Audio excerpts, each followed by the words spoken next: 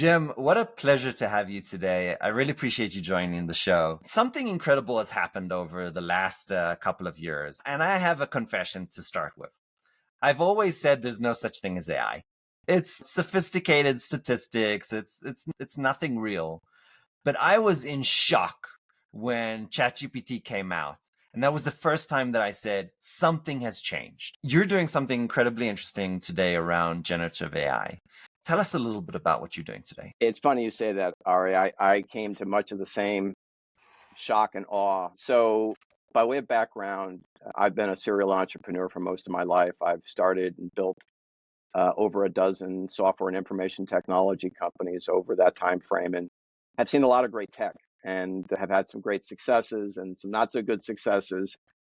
So, we started a business about 10 years ago called FinTech Studios. At its core, it's a platform company that's focused specifically on using AI, machine learning, NLP, all of the new cloud technologies, and massive amounts of unstructured data. Our view is that a lot of the world's problems are going to be solved with better organized, better structured data, but on a global basis. Part of our strategy has been to ingest and tag from millions of sources, sort of like a Google on steroids, but for the professional market. But then to use machine learning, AI, natural language processing to take all of that unstructured data, to tag it, to structure it, to organize it, to put it into structured databases, to run analytics against that data, and to be able to use it to search and generate insights and generate intelligence.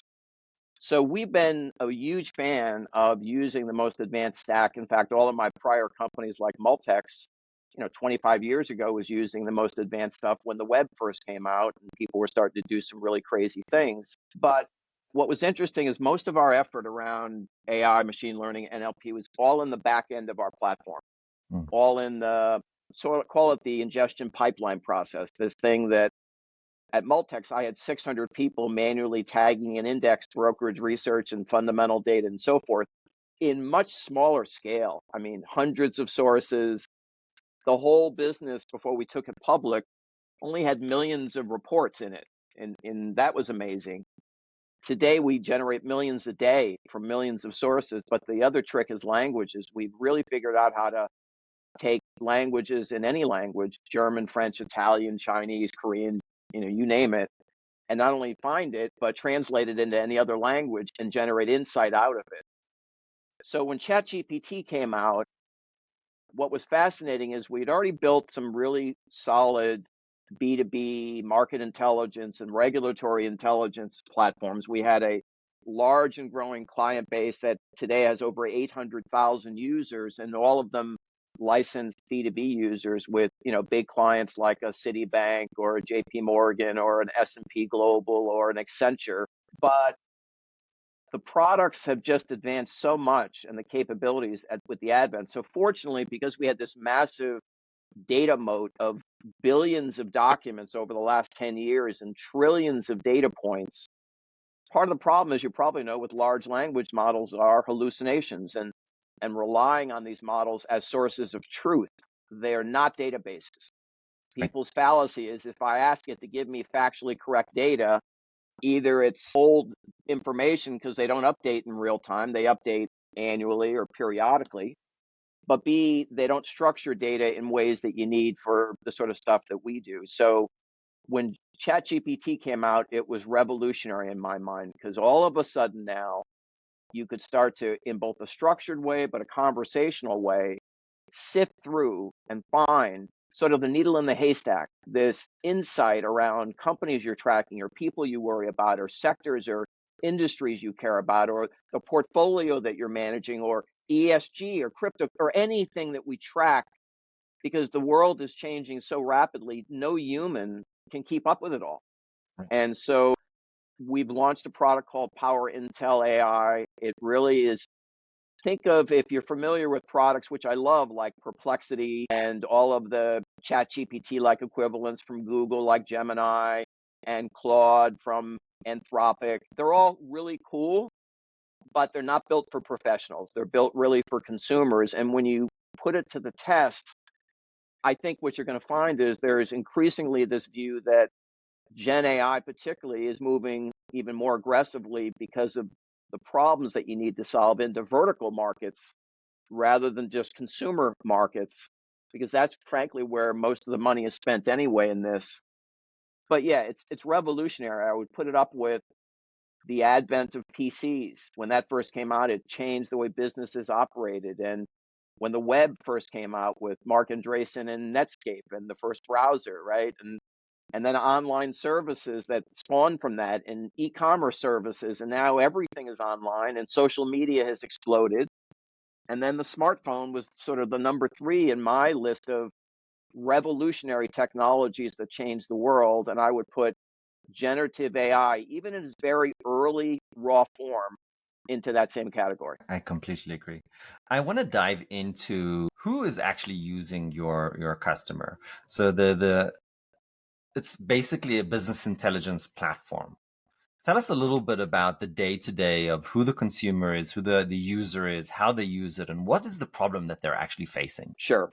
So the products and services we offer cover two core areas of focus: market intelligence and regulatory intelligence. We deliver this via the web, we deliver it via full stack applications, we deliver it via integrated dashboards or widgets or APIs. So we can deliver it a variety of ways. But at the essence, people are struggling to sift through all the information to find meaningful information, both in the public web, but also within their own data stores.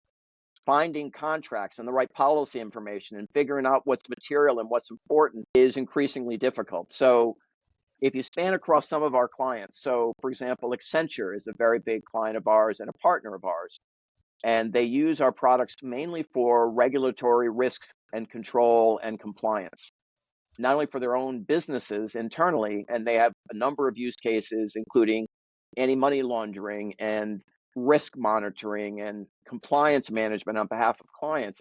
But they're also selling it as part of a branded Accenture set of services wrapped around other technology and services they offer into major enterprises to solve the same problem that most corporations are struggling with. They can't keep up with all of the things that relate to their business, their products, their services, their competitors, and Google doesn't cut it.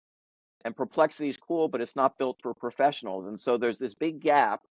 And what that means is people waste enormous amounts of time looking on Google for a list of links, looking at Right. all of these things that may or may not be relevant, and they don't have specialized ways to organize it or specialized ways to analyze it. And so it's ultimately about productivity enhancement. It's ultimately about surfacing key market intelligence and regulatory intelligence in a timely and accurate way that in most cases today is done manually with teams of people, often expensive labor, or disparate systems that try to piece together these capabilities. So there's that. But then when you dig deeper, we have clients that are financial advisors that use it to track portfolios of all of their clients or look at major trends in the market. We have users in investment banking and in sell side and buy side trading and in institutional sales and in venture capital firms and private equity firms. And we have large banks who deliver our intelligence to their retail investors through mobile devices and through their applications internally. So it ranges widely, but it comes back to, who do you know that doesn't use Google every day? Because everybody is always searching for information and intelligence. And that's the other thing, is we've cracked how to bring in millions of sources across languages that at Multex I only dreamed about 25 years ago. But the cloud tech stack, and now with generative AI, I can find the 20 documents that matter to you and anything you care about, and in seconds summarize it using Gen AI and generate a digital newsletter or a set of highly targeted summarizations. And I could do it in any language, in any construct. And that has enormous implications around how people author information now. In fact, many of our users use digital newsletters because they're so time compressed. Even with the best search tools, they would rather have a specialized channel be set up for their own, what they care about. So if you looked at yourself, Ari, what do you care about? And whatever that is, I could set up one or multiple channels that once you set it, you can forget it. It'll constantly update in real time. It'll notify you via alerts or via daily updated personalized newsletter. That's all done with generative AI because we synthesize and summarize it. And in 30 seconds, you can sift through what might have taken you hours or days to do manually.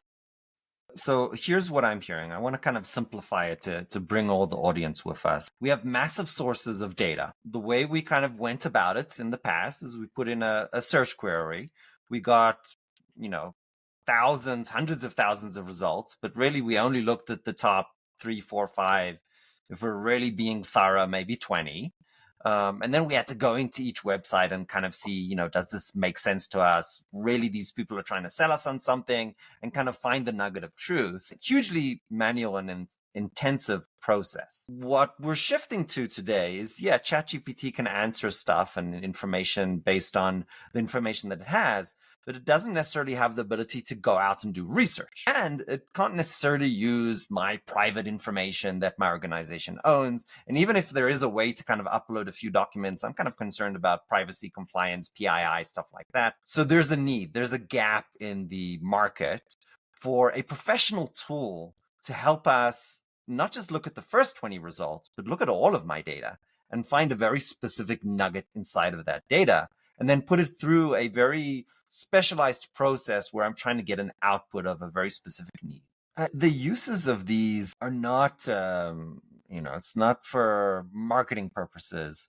These are, as I understand it, for very serious decision-making purposes. We know that artificial intelligence suffers today from hallucinations. You mentioned that before. Jim, have you put on top of these AI technologies mechanisms to prevent the hallucinations? Or is it still the onus on the human being to kind of fact check everything that AI generates? Well, first of all, no matter how well you do this, there's always a degree of things you have to factor into the way you work with large language models. There's just no question about it. So for us, I think the important things are number one, we don't rely on these large language models for data. Because we have a large data store that has billions of structured documents, we use what's called RAG technology, retrieval augmented generation, which means when you make a query in our system, find me the latest news on Apple or ESG or my portfolio or the regulatory filings about the latest proposed rules about criminal whatever, what ends up happening is we don't go to the models for the answer. We go to our databases. We use our advanced searching and algorithms to find the most relevant documents that answer the question. We then use our metadata that's been extracted that we generate when we index those upon sourcing, and we feed that plus a well-defined prompt around that metadata to the large language models, and we tell it specifically to only use the data we give you to generate an answer. And so we know we have factually correct sources. We know we've tagged it extremely well. We've had years of users using this, and we have millions of queries every month of people banging away at our system. And these are pros, like you said. So if the quality of the data sucked, we'd be in trouble, right? And our business keeps growing, our user base. So while not perfect, it's amazingly accurate. It's amazingly timely. And we've solved both the timeliness issue with large language models. I mean, there was a point not too long ago where even ChatGPT was a year out of date from its last update. Right. It's not very good for timely market intelligence about you or your peers, your competitors, or whatever. Now it updates it every, I don't know, 3 to 6 months. But they don't have data structures, really. And when you look at things like Perplexity, that's even worse because they rely on, as do others, Bing's search API to resolve a query. So they go up, they get the latest 8 or 10 docs that Bing search API gives them back, and they use that to try to create the response, which is beautiful. I love it. It's phenomenally cool. But when I've done some side-by-side tests with them and others, for business users, they're often completely inaccurate, partially correct, or hallucinatory. And it's because they don't have data that's been well structured and organized, and they're using basically just text they're grabbing and hoping they can piece it together. And often, if it doesn't have an answer because it doesn't have the right data, it makes it up. I mean, that goes back to the old saying, right? Garbage in, garbage out. It's as simple as that. Oh, it's very true. It's very true. I mean, all of my businesses have been primarily in my career information businesses that are high value, hard to access data. People will spend a lot of money to get to the right nuggets at the right time. And sort of the way you think about it is there's always been the sort of the horizontal search engines like Google and Bing, and they're phenomenally successful and phenomenally useful, and I still use them every day.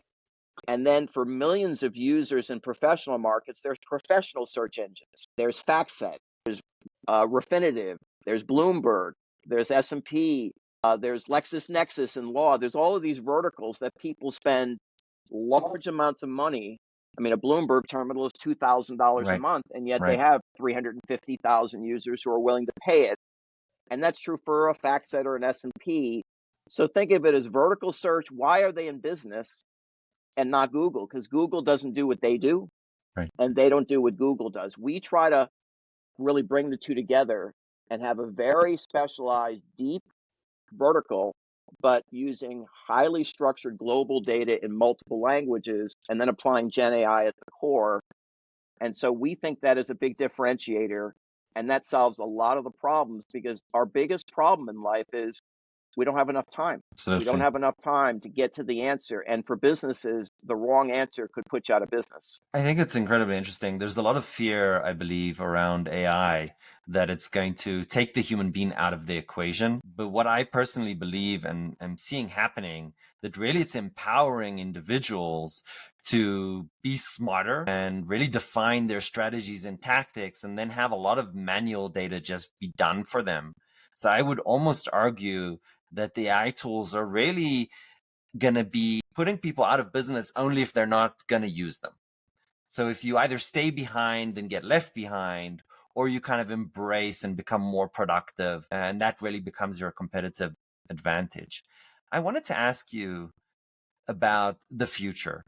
How do you see industry, financial industries, obviously in your case, how do you see them changing with the introduction of generative AI? First of all, I completely agree with your first comment.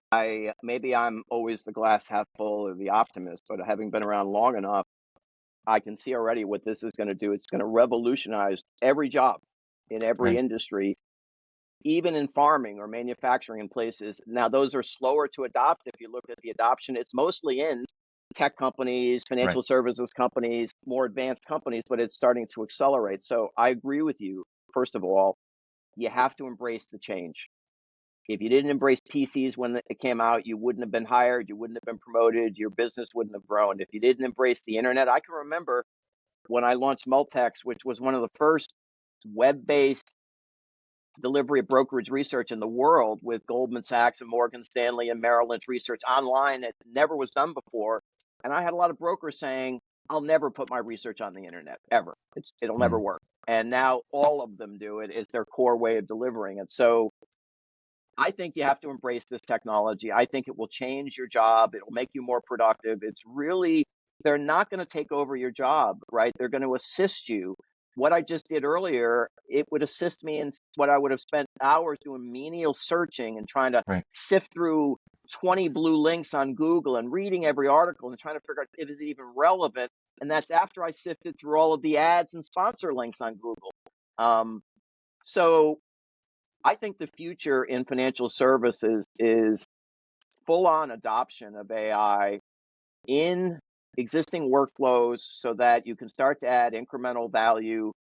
And so it's true whether you're researching a company or tracking a portfolio for your clients or doing regulatory horizon scanning on what affects your bank, or checking on M&A opportunities, or checking on what's going on in the private markets or whatever. It will just allow you to do your work better, faster, more effectively. Imagine if I could output the same thing in 14 languages at once and now reach a whole nother audience in a Right. digital age without zero extra work, right?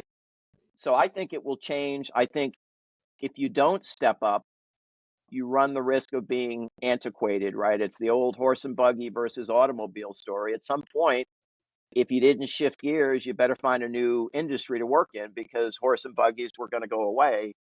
And so jobs that are easily automated with agents and workflows and the right human guidance and support, those people will need to elevate their skills and probably be the ones to create the prompts. I think, for example, prompt engineering is a phenomenally attractive area.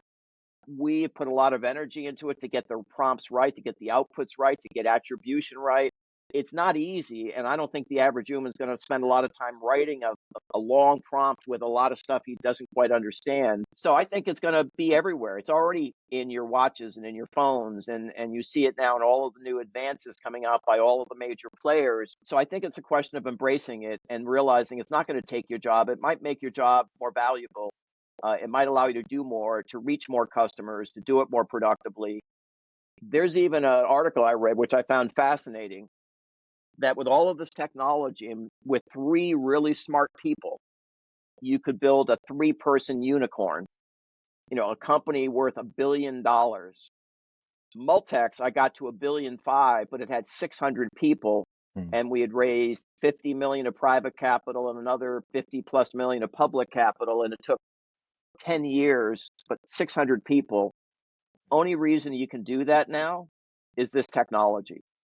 I don't think you should be afraid of it. I think you have to embrace it, whatever your job is, because it will help you do your job better or find the next job if you lose your current job. It's so interesting. I mean, this has been since reversed almost immediately, but at some stage, Italy actually outlawed AI. So I saw that and I was like, this is the stupidest decision ever. And they have since come back to it, and to their credit, very fast. But my question being is, what do you see the role of government? Should they just stay out of AI? Or is there a role for government to be involved here, to empower it, to regulate it? What's the risks and rewards here? It sort of speaks on a broader topic, which is really the global political environment that we're faced with now, because fortunately or unfortunately, AI in all forms, including Gen AI, including open source Gen AI, is now available not only to Western economies, but also others that aren't friendly to our economy, whether it's China or Iran or Russia or North Korea and others. And so I think as you think about this going forward, governments are already involved, like it or not. Right.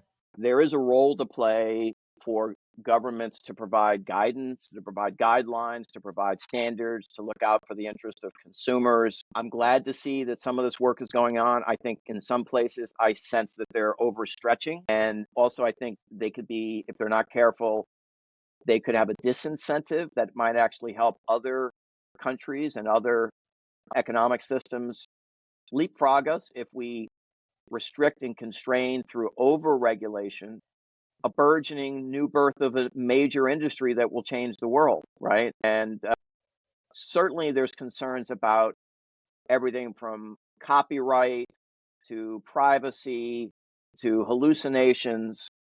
But I will tell you, when the first PC came out, they sucked. They were terrible. But at the time, they seemed magical. But you look at them now and they're like, Right. Black and white, no memory, no disk, slow, no online. And it's true with everything. The first Windows operating system was terrible and buggy, and it took years for apps to come and work. But you could see the promise of it. Same with the first browser. You could see the promise of it. This one, governments need to be involved. I think it's important that they work with both major players in the industry. And my other concern is because the big are getting so much bigger, because the capital is now dimensionally so much greater, like OpenAI just raised $6.5–7 billion on a $150 billion valuation, is we got to make sure the little guy, the startup, the entrepreneur, the small business operator still has a place in this market and can't be overregulated to death, or the bar and the standards, which they started with, I think, 5 major foundational models, and then there's some that want to push it to anybody doing it, in which case, so I think you want to be careful with it, but I do think we need some level of government oversight. I think we need to coordinate with our allies across the globe around, because if you have different standards in every market, it's chaos for companies. And Right. that's more cost, more regulation, more oversight, and less innovation or investing in the things that will actually help consumers.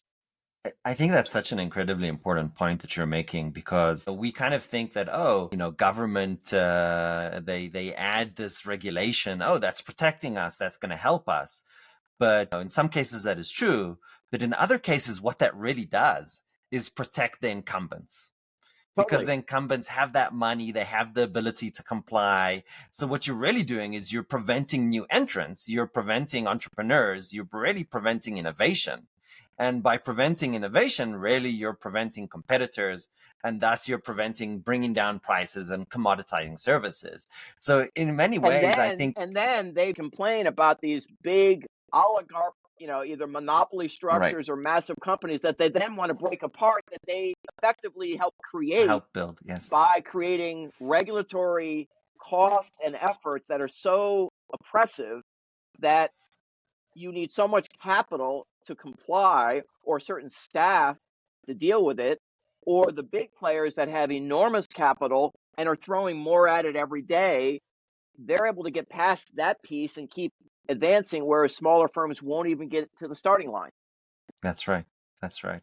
A great example of this is the compliance, which you're deeply knowledgeable about as well.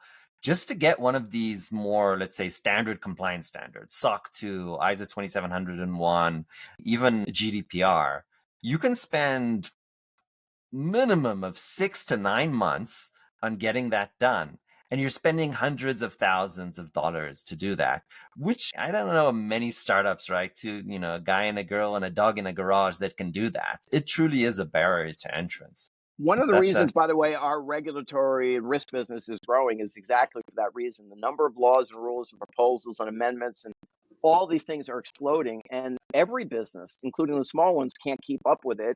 right. And so it is a big problem. And if you can automate some of that, that helps. But I think you got to be very careful on both a local. By the way, this isn't just at a national level.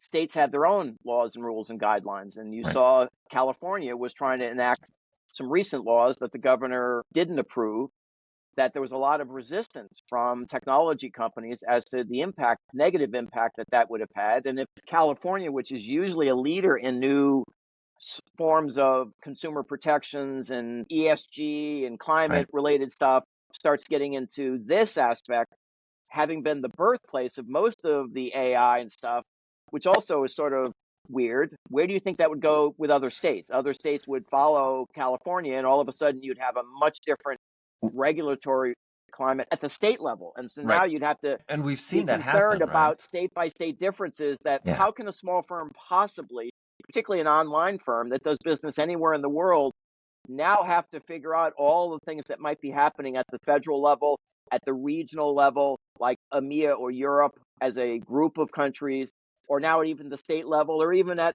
a local level. That's right. And we've seen that exact description play out with GDPR. GDPR started up in Europe, California adopted it, and then now we have 11 additional states which have adopted either the California standard or a version of it. So we're seeing that exactly play out and creating these barriers to entry for the little people. Is there any bright light on what might help the more entrepreneurial small companies that are trying to really bring benefit and innovate? Do you see any bright lights coming to us in the future from that perspective, from an optimistic standpoint? I'm very optimistic. I think this country is, from day one, has all been about entrepreneurs and innovation and startup, and technology has often led the way.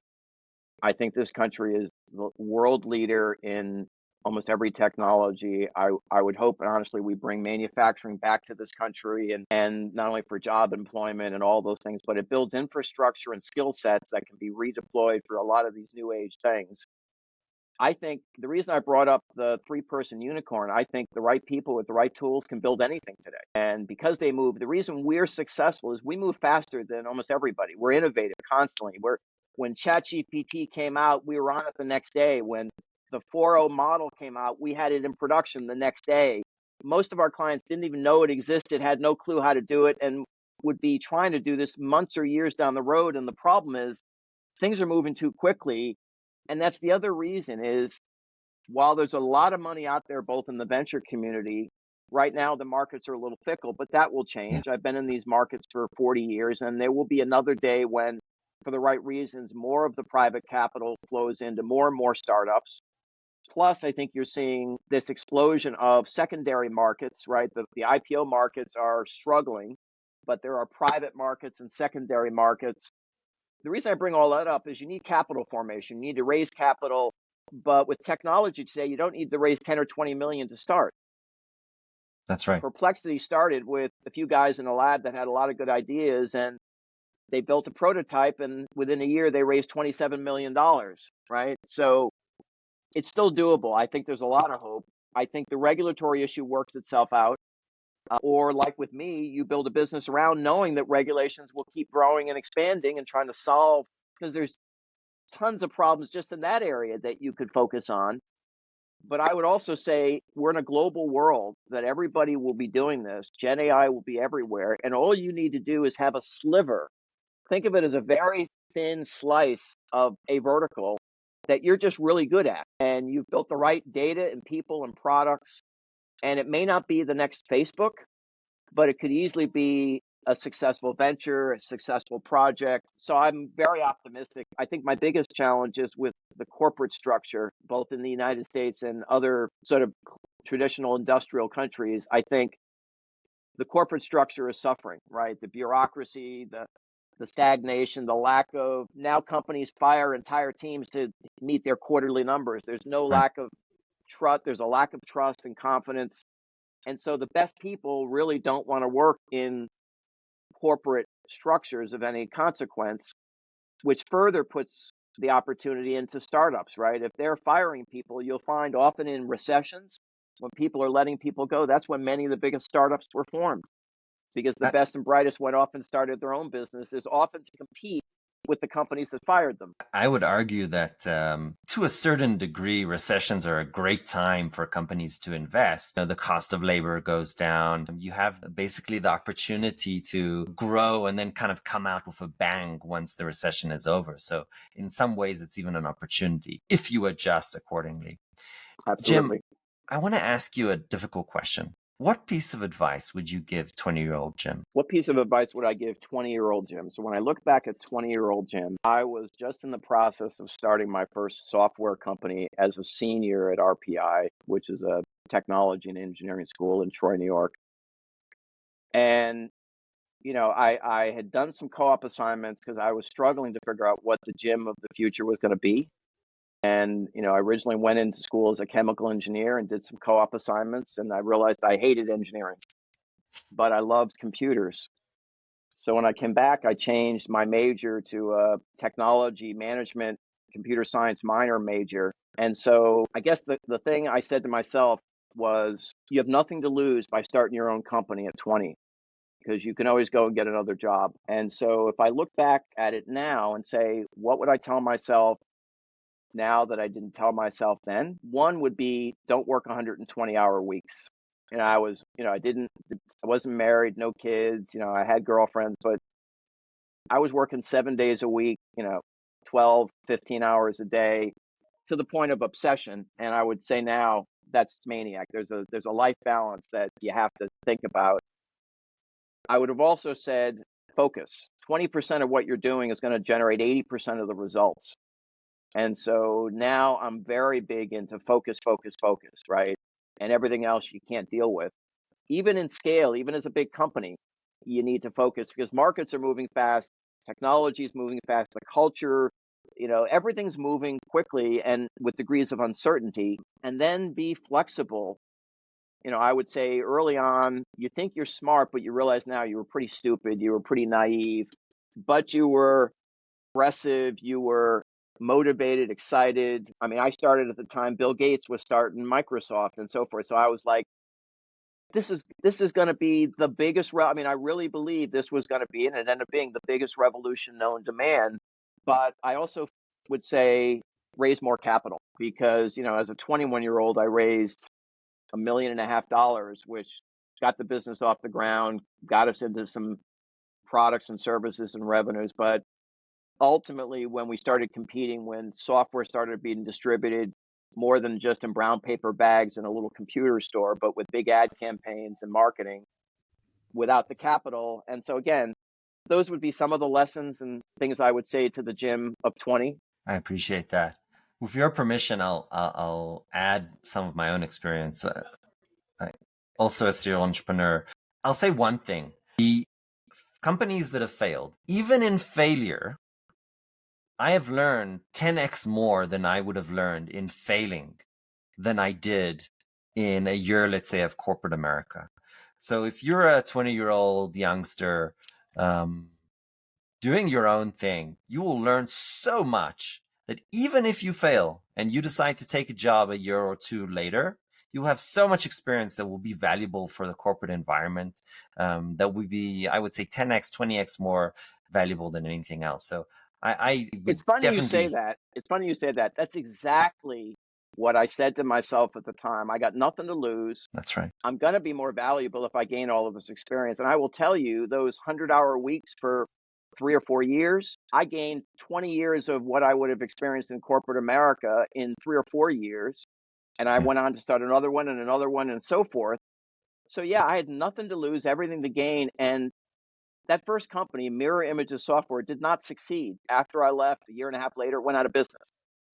But the experience I gained, the lessons I learned, was so much more valuable than if that's I'd right. taken a corporate job at IBM or GE or someplace, working in some junior position. So you're absolutely right. So I see that as really a way to think about what are your risks versus your rewards. You got nothing to lose, and nobody's not going to hire you if you came from a good school because you spent a year or two starting your business. Right. They would think that's actually a good thing and probably hire you in a more advanced position. I completely agree. I would echo that.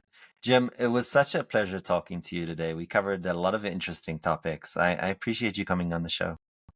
It's my pleasure, Ari, and thanks so much for taking the time.